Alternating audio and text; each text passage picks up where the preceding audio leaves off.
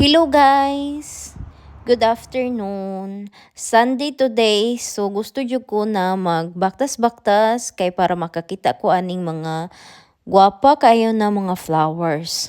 So plano nako karon na hapon kay moadto ta sa Vag Shopping. Ang Vag Shopping kay Old Town siya sa city namo, ang ngalan Oribro. And then, moadto ta sa sentro sa city, kay magkuha ko sa akong gi-order sa Big Book. Unya, mo palit dayon ko og flowers. So, kanina flowers na inyong nakitaan sa amo raning dool. And then, mauni akong makitaan sa karon sa window namo sa kitchen. So, i-enjoy jud ni nako nalilion jud nako ni na flowers kay 2 to 3 weeks lang ni siya na flowers and di siya maglong last. Probably next week mahimo na ni siyang dahon.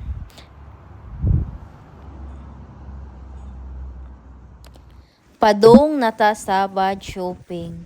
Usually makakita na gyud ko og wild na rabbits diri sa amo. And siguro kaya na nila ang katugnaw pero grabe gihapon katugnaw samot nagmuhangin. Kusog kayong hangin diri sa amua. Unya morning nagbuts-buts ko para dili ko magkurog. So niabot na ta sa Bad Shopping and mosulod na ta sa museum. Kanina museum di ni siya kaayo dako. So dali ra ko dira and then nigawas na dayon ko.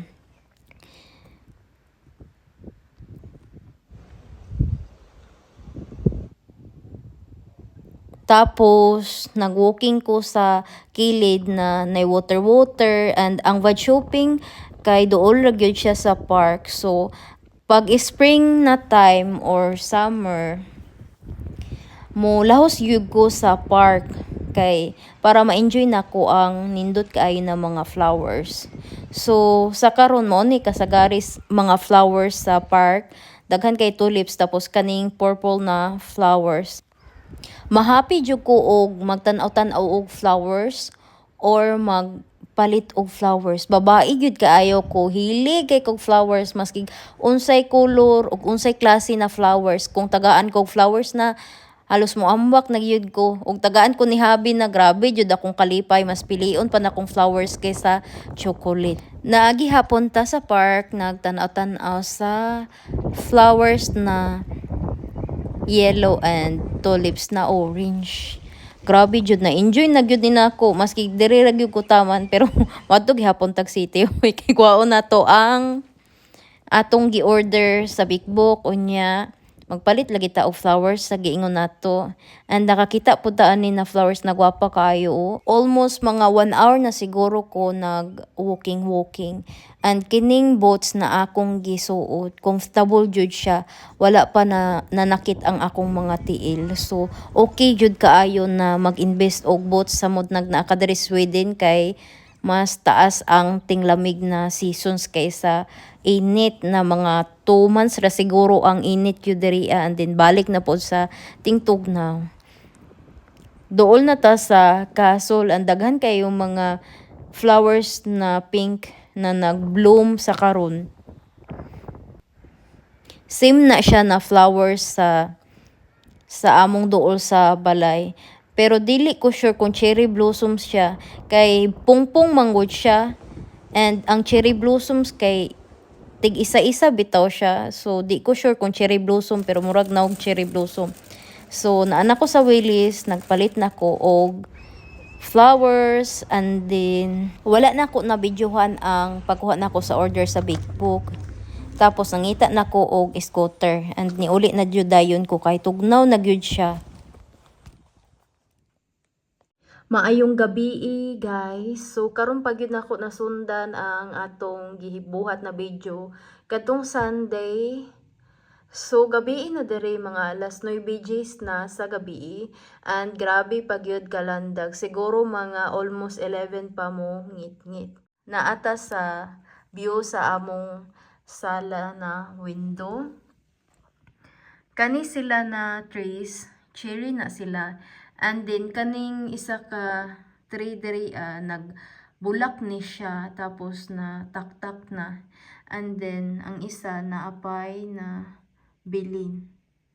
So mao ni akong giingon sa inyo na akong view sa among kitchen. So i-zoom in na to ang flowers. Grabe jud ka gwapa niya. Samot na pink ang clouds o. And kana pod na tree, mo na siya ay cherry blossoms. And nataktak na ang iyang mga flowers. Gamay na lang ang nabilin. Kaina, nag-edit ko sa katong Sunday nako na video. And then, voice over, bitaw na ko Bisaya. Nalingaw jud kaayo ko. Gusto ko magbisaya na. And then, gi-share na ko sa akong manager. Ana siya na, okay ra jud bitaw magbisaya ka. Comfortable jud kaayo ko. And then, paspas kay kumusulti, wala gyud loading. Kay kung magtagalog man jud ko na adjust times na kailangan ako ikat kay akong pasabot lahi. Tapos akong nasulti lahi. Unya, di biya lalim jud intaw na maghuna-una og kanang words bitaw na Tagalog. Andi pud kay ko ganahan jud og kanang mag-English ko. Okay ra sa ako mag-English, walay kanang vlog, kanang di bitaw ma-record akong tingog na mag-English kay ako biya ang mag-edit sa akong vlog. Unya, mauuihan ko sa akong kagalingon tapos akong pronunciation jud Ibisaya jud nako kanang choice nako na dili nako i-change akong pagka-Bisaya na pronunciation sa English. Kanang akong kaugalingon paminawon mag-English, kanang feeling bitaw na bakikawan kay ko. Mao na siya'y tinuod gyud and ma-explain ako sa Bisaya unsa akong feelings. Pero 'pag magtagalog ko, kailangan ko maghuna-huna og tama ba ni na words na ma-fit sa akong pag-explain. If ganahan mo na magbisaya ko sa akong mga sunod na mga vlogs, pag-comment mo mga langga. Namugos na jud ko. I-comment pod ninyo ba para makabalo ko na ako din ning ipadayon na magbisaya. Ako bitaw na babae, saon na maglibog kay ko na garaon man ko nya ako pong other side kay grabe kay ko ka-deep mag-istorya tapos libog kaayo. So sa karon kay ka-understand na gyud ko and then sa ako bitaw na kanang garaon na side kasagari akong mabinuangan ako ra yung family. Kay seryoso man jud pud ko na tawo. And lisod pud kay mag-joke bitaw na ikaw ra isa tapos mag-joke-joke ko ninyo nya. Wala bitaw ka nang motubag sa ako. Di jud ko kanang makatawa and then lahi ra gyud siguro og naay bitaw uban na kauban nako akong ate na same pud sa ako na Bisaya mag-joke sige ra may katawa siguro sa vlogs kung mag-uban mi. Unya ang akong bana man gyud kay garaon pud na siya kaayo kanang natakdan na siya nako. Formal ra na sa kanang kuan sa vlogs gyud kay ing-ana pud siya pag nailaing tawo grabe siya ka formal gyud. Almost 100%. Unya og mag-vlog ko for example no nagara-gara na siya nako. Tapos makit-an niya nay kamera, magpormal na dayon na siya pero walay kamera na. Grabe jud kaayo kagaraon akong bana everyday sige ko katawa. Makamingaw jud kay akong bana kay akong bana nag-work siya, nag-start kadtong Saturday, nya mouli siya karong Saturday so 1 week siya sa Norway.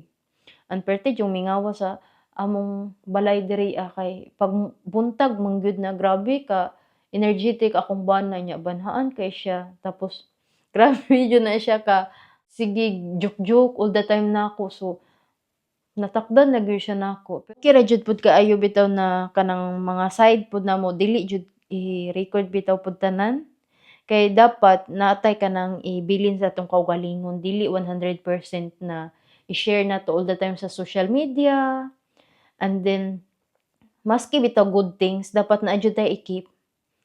Same po siya sa bad things. Depende gid sa ato kay mas okay man gyud na kita-kita ray na kahibalo like sa amo sa akong bana no naa jud mi kanang bagay na di na mo i-share sa tanan-tanan. Kay syempre amo man ang memories. Di man siya kanang dapat sikreto gyud pero okay gyud sa amo na naami ka nang i-keep na para ra gyud sa amo.